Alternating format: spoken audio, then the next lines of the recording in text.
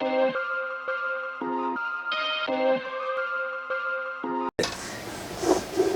up, y'all? What up, y'all? Studio sessions. All the music, man. Money Mall. We on the check-in. We got the bro Spoda. What's up? What up, people? What up? What up? What up? What's going on? Big Long Island. So my guy, I'm in your lab, I'm in your personal lab, man, in your personal space. First and foremost, thanks for having me. I appreciate you. Personal space. Fact. You know what I'm saying, and not everybody lets people in their comfort zone, their sanctuary. Right. You know what I'm saying? Listen, bro, you done put about 4 albums out in 2022, right? Right. So let me ask you this. What gave you that drive to say, yo, I'm going to do like 4 or 5 albums in 12 months? Like, where did that come from? Because, like, that's beast mode. Marshawn Lynch beast mode. Right. Shit, honestly, God speaking, real talk, the shit is from this. Once I got this, it was different, like, you know what I'm saying? Because work a regular job, you got to budget it out in your budget outside of your regular life and your regular bills that you got. That's a whole nother bill with the studio. Like, alright, whether you get paid weekly, bi-weekly on some shit like, yo, alright, I got to save up for this next 2 weeks. I'm going to go and get a little 2-3 hour block. Me, I'm the type of nigga, I go to the studio, I'm going to make sure I have my shit prepared automatically. Like, that's going to be off the rip, you know what I'm saying? But it's like, even in 2-3 hours, how much shit can you really get done? Like, unless you going in there one take and everything, like, sometimes you can, sometimes it's gonna be a little. So it's like, what you really getting out of 2 or 3 hours? Like 2-3 songs solid, you know what I'm saying, mixed and mastered, or just mixed? Because a lot of these niggas don't be mastering they shit. You gotta pay extra, whatever. But once I got the home set up, it's like I'm at free will. I could do whatever I want, whenever I want. I could wake up out my sleep and go record something. You know what I'm saying? Like, that's why I'm like, oh, it's over for niggas. I've always been a nigga who rap, who write, who like to write. But once I had my own setup, it was different. I'm like, alright, now it's lit. Now I could record myself. I ain't never learned the mixing and mastering yet, but I'm like, I just know the basics, how to record myself. It's over. It's over. And then that was the motivation. So now I'm like, alright. Now I'm just like, even if I don't record it right after I write it, I'm just like, I just write, and I know I could just record, man, shit. And that's where I got ahead of the game once I got my setup. I probably had it for like almost 3 years now, probably like 2.5, 3 years, probably. Word. That's official. And I say that's smart because, see, you as an artist took time to invest in yourself and say, you know what, I'm going to purchase my own equipment and I'm going to learn how to record myself. Right. And that's not easy because now you have to do song arrangement, you got to line it up, snap it to the grid. And now you see how these niggas who be doing it is like, I see what they be, the engineer, I see what they be having to go through. Like, especially when you first start trying to learn it in the beginning, you like, oh nah, like it's more complex than you think at first, so you get the hang of it. But you like, I see what engineers be having to go through. Like, I can't even knock them type shit. Like, you know what I'm saying? So now that you put all these projects out going forward, because the last one, Halloween Havoc, yeah. Halloween Havoc. Let's now walk me through that now. Death Wish. Where'd that concept come from? Cause truthfully, I think that one I may have just named it because I named it because of the beat, and it's only cause we didn't have no hook. Shout out to Den Rock and P Leo. We didn't have a hook. It was just everybody getting right one after another type shit. So I didn't have a hook, so I just basically, I didn't really have no type of title, so I just named it what the beat was. So that's how that came about. But it kind of made sense because when we did it, the way everybody was going in on their own different styles, you know what I'm saying? Like, it gave that depth like that, and then the beat, it gave that type of vibe. So it kind of worked out with the title for that. But that's how I got that title. Yeah, that's a fire track right there, fire track. Word. Mic Check, one of my favorites. Right. Shout out SI's Finest, Staten Island, and shout out my cousin, Valid Gang Gunsmoke.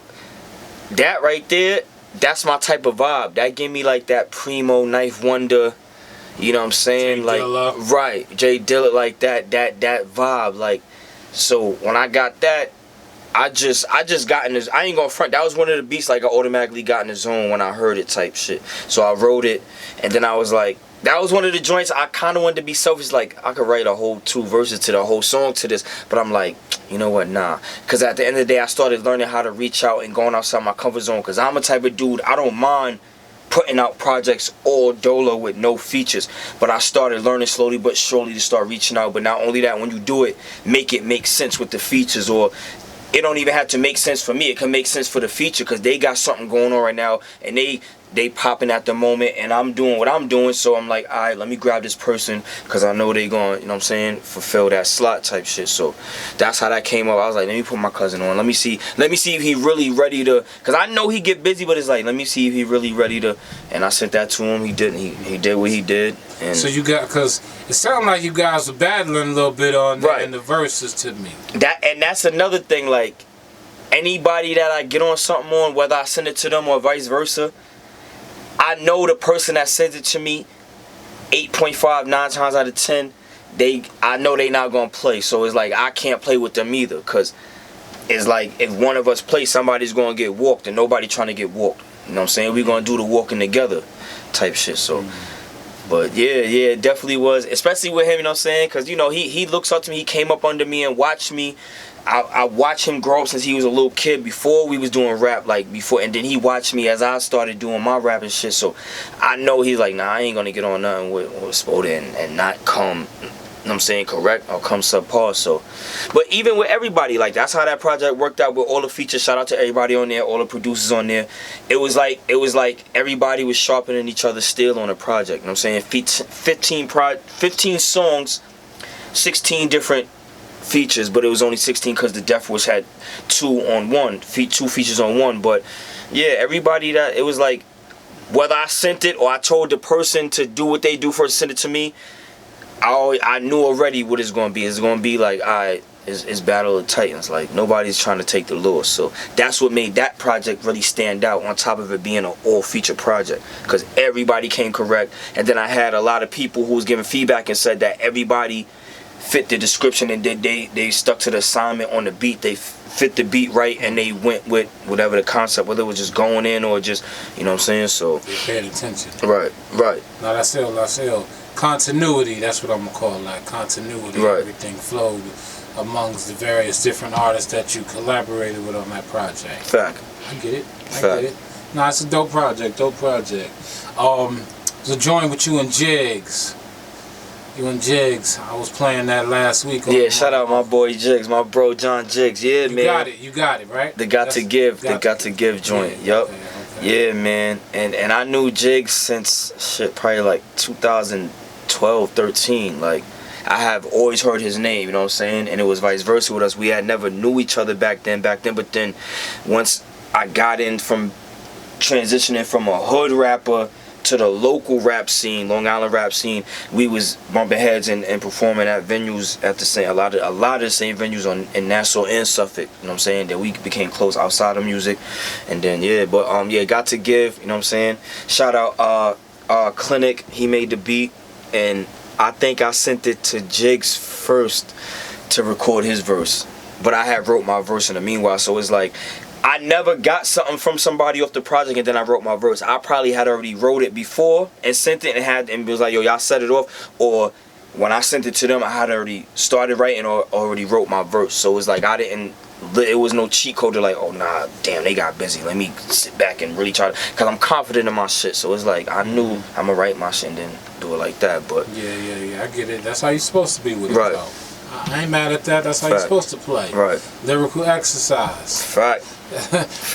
Lyrical exercise. Fact. It's better when it's unknown, because you really get to see where your shit is at with the pen.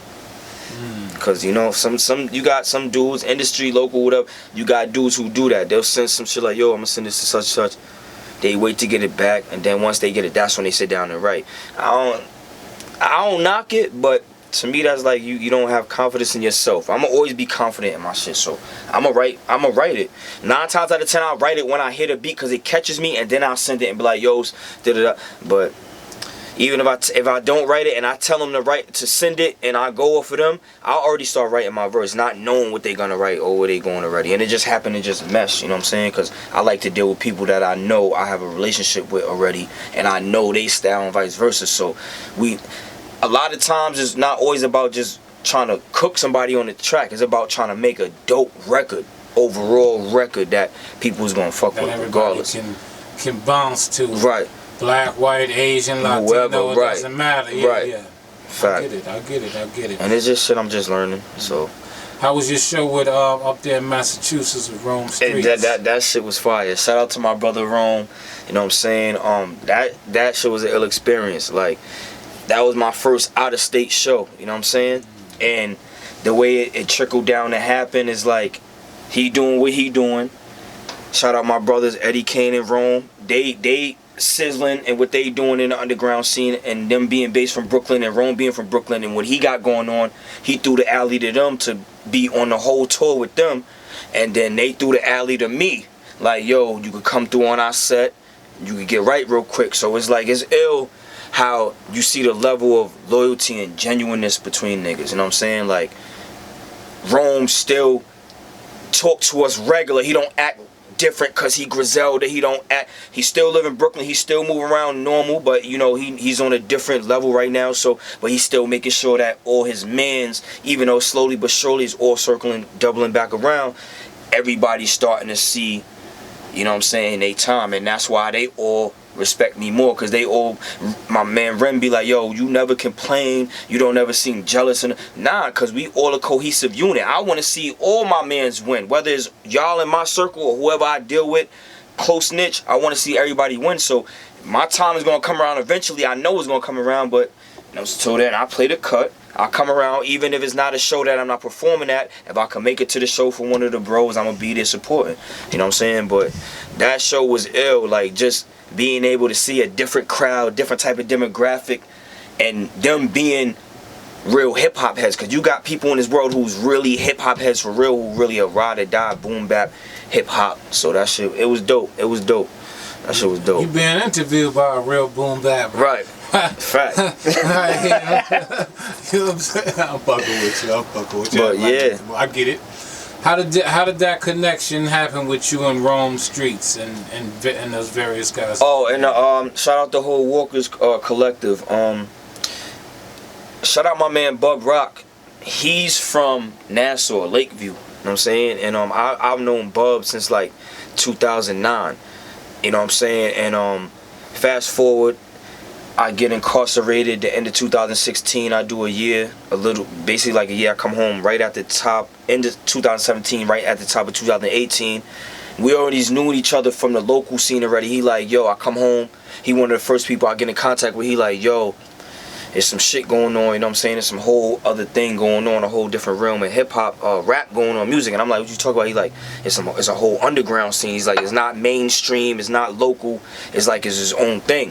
Just before I knew the history of Sean P, Rock Marciano, and dudes who are really like top 10 in the underground scene. So I came home. He linked me with my man Wavy. Shout out Wavy to God. That was my first underground project I put out with him, Full Court Press. And he was like, yo, I'm a guide you in, I'm gonna put you on, link you with some producers, and then you just go from there. Only thing I want from you, I don't want no money, no recognition. You don't never gotta say my name. Only thing I want is just for you to just keep pushing and don't never quit this shit. Like, just keep going, don't never give up. That's all. And once I got with Wavy and Ren, like, they all from Brooklyn, so me being from out here, I got family from Brooklyn, but just musically, me encountering Wavy, and then I met Rem through Wavy, like I met all of them through each other, through my man Bub from Long Island, so that's how that all clicked in, and then we just all became like brothers ever since, you know what I'm saying? Now, so would you guys come up with the name The Walkers? We came up with that, truthfully, from like, it's just like rap slang I started learning like 3 years back, like, they be like, oh yeah, such and such got, he was talking on that shit, or he walked on it, like, you know what I'm saying? Basically, like, nigga got busy, like, he got crazy. So we used to always talk to each other outside of rap and just have regular conversations, whether it's about rap or not. And we used to be like, yeah, nigga Ty or Eddie Kane, one of these niggas, anybody from the club, yo, this nigga walked on that shit, or he was walking. And then me and Bub was talking one day, and we was on the phone, and he just like, yo, like, hey, nigga, everybody we all be walking, like. He was like, yo, fuck Walkers, like, nigga, we the Walkers, like, and then we just came up with that shit from there, and just, you know what I'm saying? Like, it's like I said, we not a rap group, we a collective, you know what I'm saying? Like, everybody was already getting busy in their own right. We got rappers, producers, You know what I'm saying? We have female rappers in there, MCs in there, so it's like it's a collective. When we all together as like a cohesive unit, it's like Megatron. You know what I'm saying? But outside of that, everybody do their own thing and was doing that before we all met in the physical. Nah, that's ill. Are y'all gonna come with a compilation project? Yeah, I'm not gonna front. That's been highly demanded. But we've been in talks about it, but nothing really happened yet because everybody's doing so much. You know what I'm saying? You see Rome, he's constantly moving around. Now he got Kano, they on tour, they doing. So it's like, you know, we could do it through the end, but we want to do it. We want to make sure everybody has a little bit of downtime real quick, and where we can in the studio, right? People can, and we could all get it meshed together. But we've been talking about getting it together. So you know what I'm saying, hopefully in the new year we start brainstorming. Like we have joints where we on joints with each other and shit like that, but we haven't really got the Walker's album together yet. But soon enough, in due time. But we definitely want to get that right. That's dope. That's dope. Who's your favorite underground rapper right now? I ain't gonna lie, man. Not even be biased. I'm gonna have to go with the Walkers. And it's not taken from nobody that I genuinely fuck with in the underground scene, cause there's a lot of dope dudes. You know what I'm saying? There's a lot of dope camps.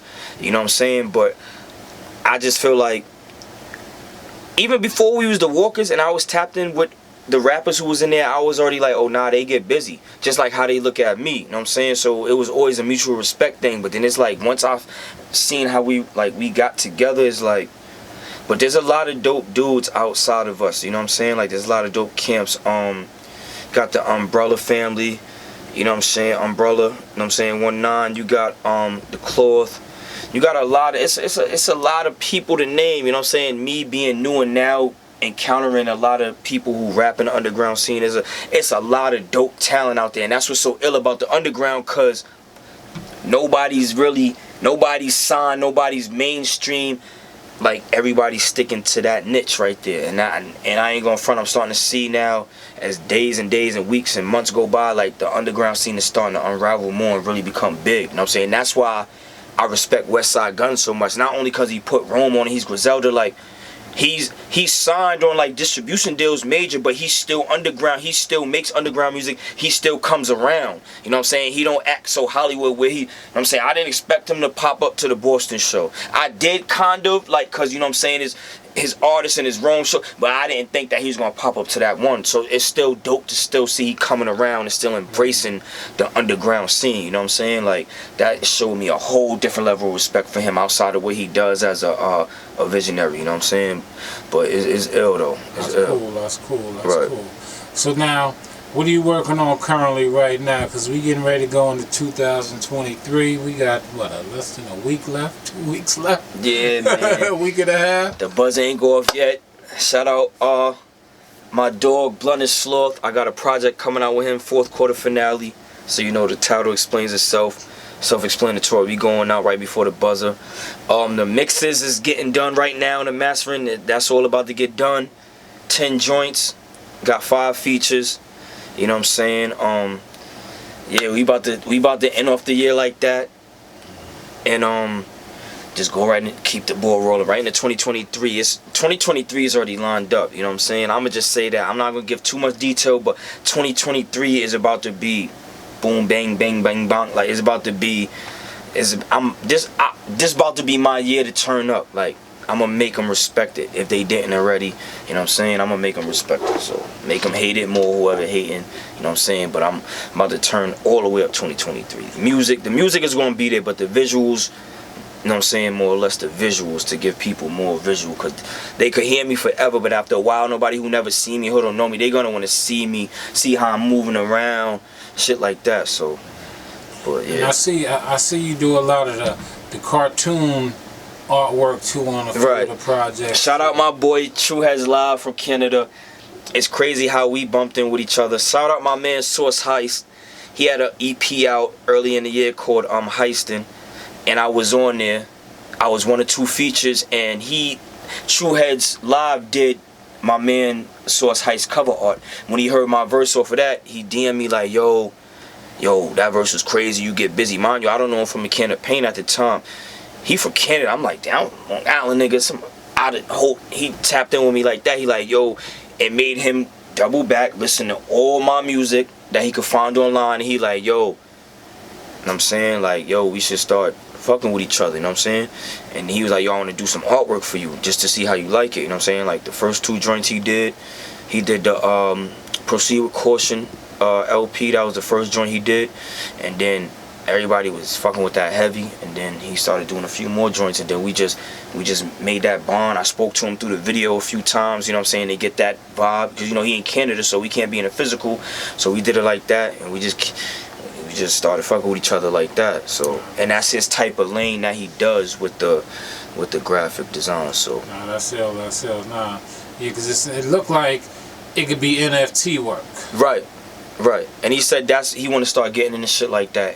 And the thing that bugged me out, he said he actually listens to my music before he makes the graphic. You know, some dudes, you just be like, yeah, this is the name of it, and they just go off the head with it. Like he sits and listens to the artist's music before he makes their graphic work to get more of a enhanced, you know what I'm saying, hands-on type feel for the graphic, to make it more, get a bigger idea of what fits with the music, right, the music match up with the art. Right. That's something that's missing in today's time anyway. You don't see a lot of album art matching the album, matching the theme of the album. It'll be named something, and then the cover art look like something totally left. Like, yeah. That's hot. So what you got cooking up right now? I seen something in that computer. I was being a little nosy. Oh nah, it was I'm a studio rat on the low, but I just. This was some let me see what I got. This was something I got from another project I'm gonna wind up dropping sometime next year. Shout out my boy Halal Seas, he out in Florida. This was something I called it Blood Clot Crying. So we're gonna play a little bit of it real quick. Get into that. Mic check. Alright, we good. Indeed! It's me! Spoda! Big walk, nigga. You know that shit. The loud scenes with sharp, nigga. Yo, check it. Yo, I'm on the top floor, looking down on them. And I ain't talking to Dap when I say that my niggas will put the pound on them. They stay with the stick like accessories. I'm with the rap game, need like necessities. Who checking me? I don't care about the drugs that sold a designer you rock. Bullets got no names, they'll leave you stiff in the box. You the type to beat on your bitch, but get from the ops. Screaming you a real nigga, but talk to the cops. This rap shit too easy. I be having fun, I've been on the run. I'm in my own lane, next to none. I move in silence, got them anxious like what's next to come. Just no bars is bullets, I got extra guns. My firearms and set off fire alarms. I've been told y'all that Ron is the bomb. I don't ever feel pressure, but I dish it out. This that shit that make niggas take a different route than 4 gold trophies. They know what this shit's about. Whoa, put your blood clot crying. I'm a grind and die trying. A workhorse, nigga, I define it. It's Spody, baby. It's Spody, baby. They was blind before, now they starting to notice, baby. Put your blood clot crying. I'm a grind and die trying. A workhorse, nigga, I define it. It's Spody, baby. It's Spody, baby. Spody. They was blind before, now they starting to notice, baby. I ain't nothing like these niggas. I put fire under they ass. They trash niggas food. Get them a glad bag. Jokes on y'all, watch me get the last laugh. I've been a beast with this, never can you compete with this. These poop putts are getting Peter roll. I get my grind on for real. I never sell my soul. These niggas folded when the people come form. That tough shit out the window, now it's stress on your temple. Back to back nicotine, smoking like a motherfucker. I body the comp and leave them under covers. Flat line, long kiss, goodnight, put them to sleep. They whole vibe and just follow the leader. Niggas is sheep. They lacking common knowledge. I be screaming out Long Island. You ain't nowhere on my level. These niggas is twirling. Grinding around you clowns. If you seek, you shall find them. Yeah, man. Shout out Halal Seeds. That's called Blood Clot Crying. That's gonna be on the EP we dropping. I don't even got a name for that yet. That's probably almost done. Fire. Yeah. Fire. Like the beat. Right. Like the delivery. Like the rhyme scheme. Right. Metaphors was there. Punchlines was there. I like that. I try not to rap like niggas. That I ain't gonna front like. That's why I don't listen to a lot of industry niggas. Like, you could tell a lot of these niggas style. You could tell they favorite rapper by the way a lot of them rap. Like, you could tell they indulge in the industry music so much because they start, not knowingly, some of them, they start mimicking these other dudes' style. Like, you know what I'm saying? You know what? I agree with you. I'm guilty of that same shit. Right. I used to do that shit a lot. Fact. I was kind of, you know, people used to kind of compare me to 50 back in the days. Right. Like, you know what I mean? With the voice and Right. the tone of my voice. And I'd be like, nigga, that nigga sound like me. That nigga got a bullet in his face. The fuck? Like, the fuck?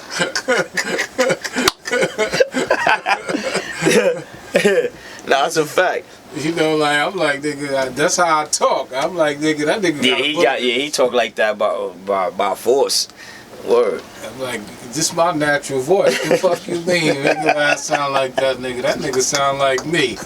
And people be asking me, who older, you or him? Nah, that nigga older than me. Yeah, he still sound like me. He ain't sound like me before he got shot, nigga. You know. Yeah, nah, that's dope. I'm guilty of that too. But you see, when I say that, I seen his shit and I was like, oh, okay, he just simplified that shit for niggas. Right. You know what I'm saying? Like, he simplified that shit for niggas. Get Rich or Die Trying was like a simplified, dumbed down, I'm sing along, play along, we're gonna play the get along rap game. Dope project. Right. Listening to it from an artist perspective, I'm like, oh, he just simplified the shit and he won niggas over. Yeah. You know what I'm saying? A shout out to 52. Yeah. Man, you know what I'm saying? Fact. That's a fact. But I ain't gonna lie, I can't say I don't listen to industry niggas at all because I still do. When I do listen to rap, I listen to I was born in '85, so I listen to what I grew up on. You know what I'm saying? Boot Camp Click, OGC, Helter Skelter, Jay-Z. Not like people tell me I give them the State Property, G Unit. I give them those type of vibes, and that's cause what I grew up on. You know what I'm saying? Yeah. I don't sound like them, but I give niggas that feeling of that type of rap, that era, and that's cause I was raised. You know what I'm saying? I was raised doing that, so it was before I started rapping. I was always listening to that type of music through my older cousins and my family and shit. So once I started rapping, it's like I kind of just embodied that, just bars, lyrics, being you, keeping it real rap, and that's why people like, nah, you give me that 90s vibe, like you give me heavy 90s vibe, like, and I don't ever take that no way, cause I know what they mean, you know what I'm saying, when they say that. So yeah, I get it. And that Sky Zoo round right, of thing. right. Yeah, I got it. I get it. Boot Camp Click, OGC, right, Helter Skelter, yep. Black Moon, yep. You know what I'm saying? So many cats. Was right. That you know, even MOP, they underground. Yeah, I'm about to too. say MOP, and shout out to Lil Fame, you know what I'm saying? Cause I met him in the physical, fucking with all my Brooklyn niggas, you know what I'm saying? All of them niggas from out there, the Walkers. He first seen me perform at a NIM show at the Knitting Factory. I think it was the day before my birthday, or like 2 days before my birthday. That Sunday, it was a Sunday, and I performed there. He was there. No, I'm lying. Fast forward is before that. I performed at 38 Special Show at a spot in Brooklyn, and he was there. After I did my verse for a song I got with my brother Eddie Kane called Dreams of Darkness, he came to me. I'm chilling. I'm on the side now spectating. He comes to me. This Lil Fame, MOP. This like somebody I grew up off them. Like, you know what I'm saying? He come to me. He like, yo, Young Blonde, you did your thing. Like, you know what I'm saying? And then I was talking to my man Rim. Rim was like, nah, me not knowing this, he like, yo, he been fucking with you. Cause my man Rim and our DJ Aunt Mace, they used to have a internet show they did on live on all social medias every Thursday, and they would play all underground artist music. And they know him, like that's they people, so Fame would be there. You wouldn't see him on the camera, but he'd be in the background. Like every other week, he'd pop up there and be there. And he was like, nah, he been heard your music. And he's like, nigga, he fuck with you cause he hears them in you, like saying MOP, like your energy, and then he seen your stage performance, he sees your whole body is like them, like it reminds him of them. And he was like, the first time he met me, he was like, yo, you did your thing. I'm like, yo, OG, salute. And I'm saying, like, you one of the reasons I do this. And one of the last things he said before he spun off, he tapped me, he's like, yo, we gonna work soon. And I was stuck for a second, like, this little thing, like, I'm like,